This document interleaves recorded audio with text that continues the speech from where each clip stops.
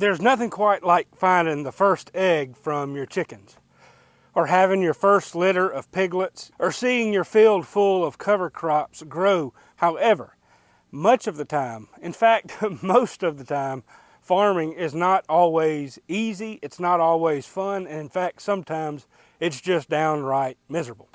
I'm Rob from Dowdle Family Farms, and over the last several days, we've had several inches of rainfall. In fact, it's been a pretty wet January, and the gravel road that comes from Dowdle Road and runs through this area of the farm is in bad shape.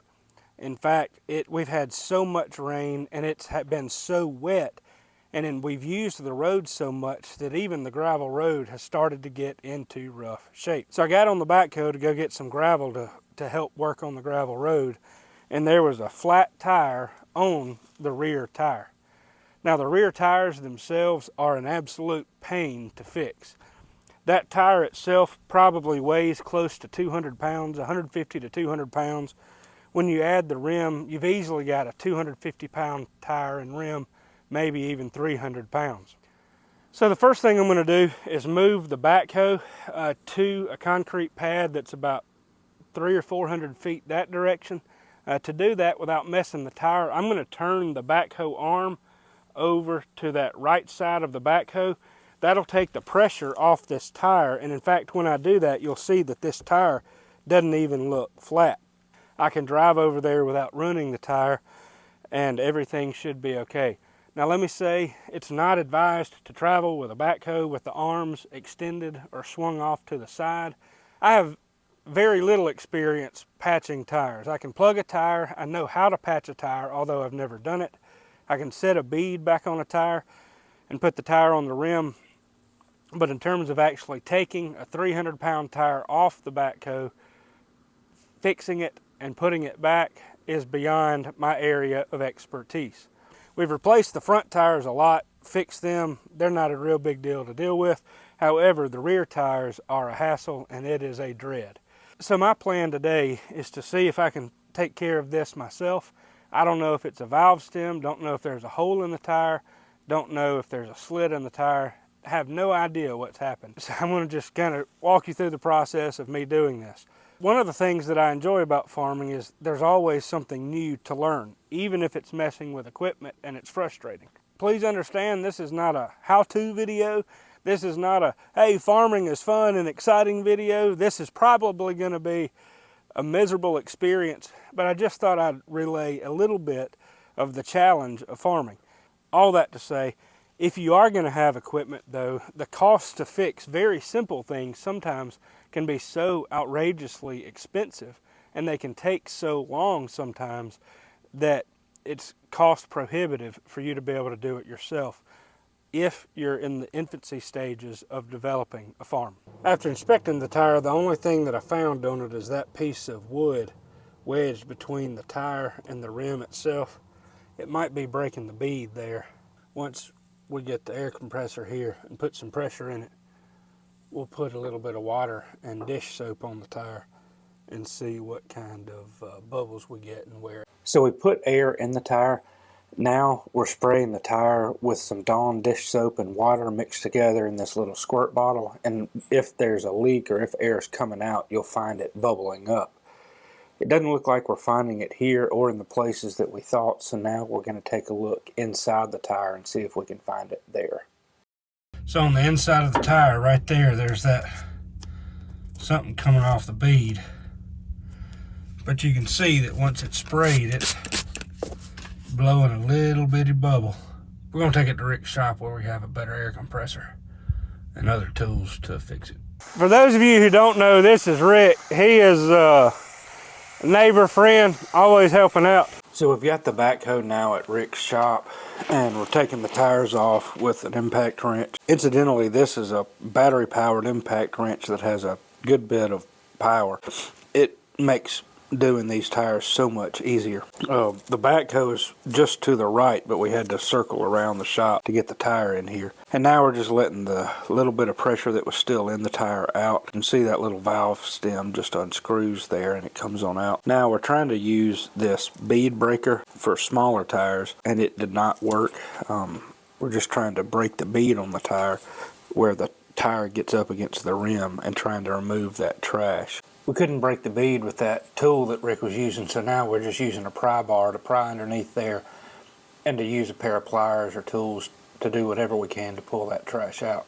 Now right here, we're just putting more air in the tire, blowing it up, and then we're going to see if it's leaking around that bead. Now we're checking the inside of the tire, and you can see that we're kind of using the spray to see if that works as well. And you can tell right by that mark that Rick put on there that it is still leaking out, even though there was no more trash coming out. So we're letting the pressure out of the tire right now. We're going to take the tire out to the backhoe and use the outrigger of the backhoe to push down and to break that bead. The backhoe weighs 13,000 pounds, so it works really well for that. Rick just put some bead sealer on there. We realized we got a bunch of trash, grass, dirt and stuff in between the tire and the rim. So right here I'm just blowing out the debris that was in the spot that was leaking originally. Rick is putting some more bead sealer in there, and as he's airing up the tire, we're just going through along the rim right now where Rick is starting and I am too, to clean out the stuff that we got in between the tire and the rim while we were taking the bead, breaking the bead with the backhoe outrigger. We've got it raised up and we've got air going into the tire, but because we broke the bead, the part where the edge of the tire hits the rim itself, there's air leaking from outside it. Now some people will use ether to blow it up.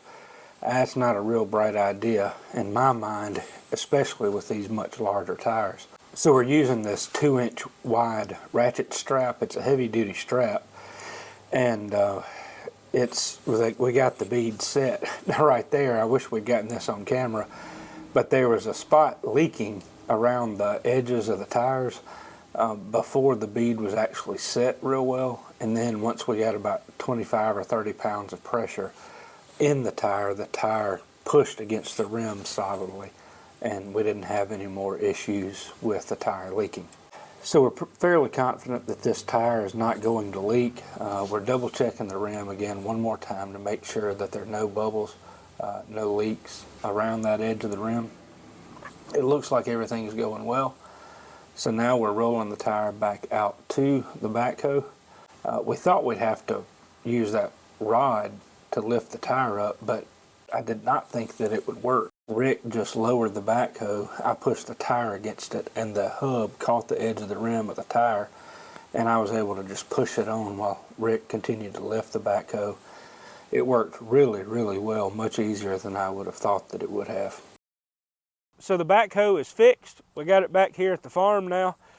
Rick said he had maybe 2.5 hours to help get it fixed, and it took less time than he had calculated, surprisingly enough. So it worked out much better than we had anticipated. So this is one of the things that I really enjoy about farming. It's not just about the livestock, it's not just about growing crops and cover crops to improve the soil and feed the livestock, but it's also about managing equipment and learning how to take care of the equipment, learning how to fix the equipment when it goes wrong. And it's part of that discovery, it's part of that learning, it's part of that growing and being more able and more competent. That's the part of farming that I really enjoy. It's Rob from Dowdle Family Farms and Rick from C&W Farms. Surprisingly enough, this thing went a lot easier than I would have expected it to. I've never done one this big, but it helps to have friends with good equipment, know-how. Yes, not having to break it all the way down is what Rick said is the big thing. And it made a huge difference. But anyway, it helps to have good friends and with good equipment. Always smile. You gotta have love in your heart. That's right. Always smile and have love in your heart is what the prophet says. All right. Y'all take care. Have a great day.